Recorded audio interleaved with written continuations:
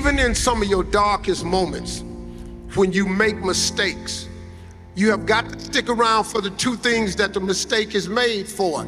Every failure is made for. Every misstep is made for. It is made for a lesson and a blessing. Them two things follow every single one of them every single time.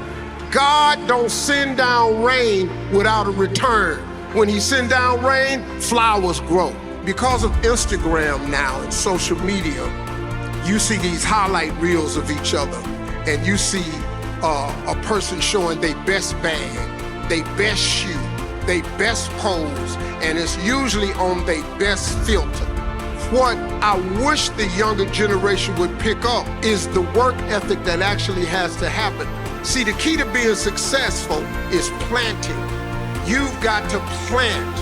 Now, when you plant seeds, young people, you can't expect a harvest in 30 days. The harvest don't come in 30 days.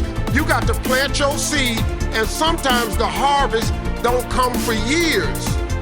Everything is not instant. You're gonna look up in about 5 years, you're gonna look back at something you planted 5 years ago, gonna have a lot of fruit on it. Then you can go back and start partaking of that fruit. But the reason you gotta keep planting is because sometimes you're gonna get rained out. Sometimes it's gonna be a drought. Sometimes, man, the pesticides / haters is gonna do what they do to your planted crops. Now, you got to mentally be prepared for that. But the planting process can never stop. Keep planting seeds and never stop planting, because you have no idea when God gonna drop all the necessary rain and you look up and everything you need is right there.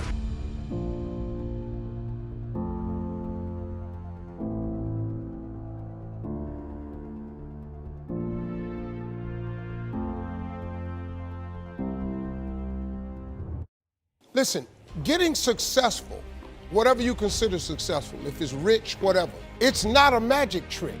It's not God picks certain people he'll make rich and certain people he don't.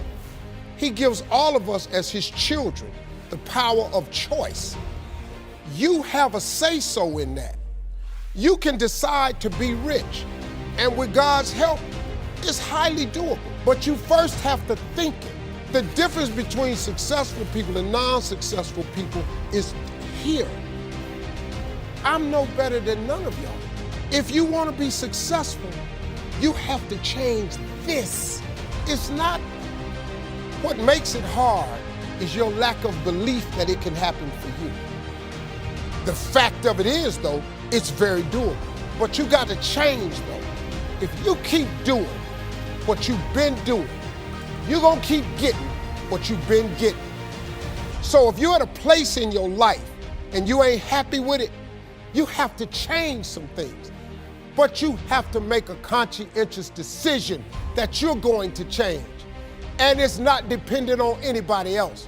It don't matter what your mama think, it don't matter what your coworkers think, it don't matter what your siblings think, it don't matter. This decision is yours and yours alone. It's two people born in a hospital every day. It's a person that's born in the hospital that's gonna get a job, and somebody born in the hospital that's gonna give them a job. You get to decide which one you go. You get to decide if I'm gonna be rich, poor, mediocre, plentiful, happy, sad. You have a decision to make. You grab your remote, you press the power button. What do you expect to happen? You expect the TV to come on. Guess what? It come on.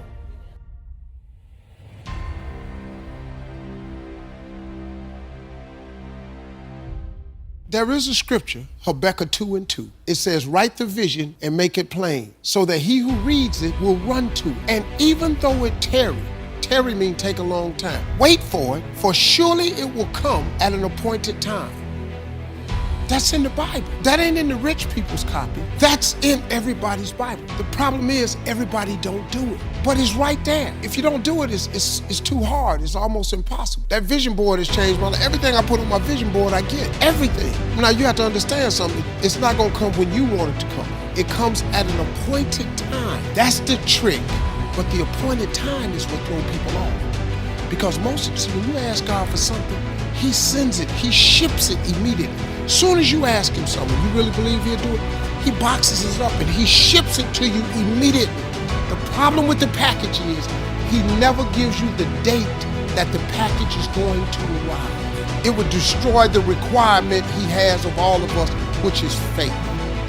Faith is the belief in things that you cannot see. So if you ask God for $1 million and He tell you, I'm gonna give it to you in March of 2020, you wouldn't need no faith. But He sent $1 million as soon as you ask for it. But it's going to come at an appointed time. The problem is people stop waiting on the package. Then when it get to you, because He delivers only to Faith Street, when He delivers to you on Faith Street, but you done stepped off of Faith Street. Instead of staying on Faith Street, you done stepped over here to I Don't Believe It Boulevard, or It Took Too Long Avenue. Then the package come to Faith Street. It's just like the post office and FedEx. If you ain't there to receive it, it gotta go back. You have control of this. This belongs to you. This is yours. You're the captain, you're the master, you're the foreman, you're the general, you're the head. Don't give control of this to nobody, especially the devil. Do not let Satan come in here and function and operate, because he has one mission: to keep you off course.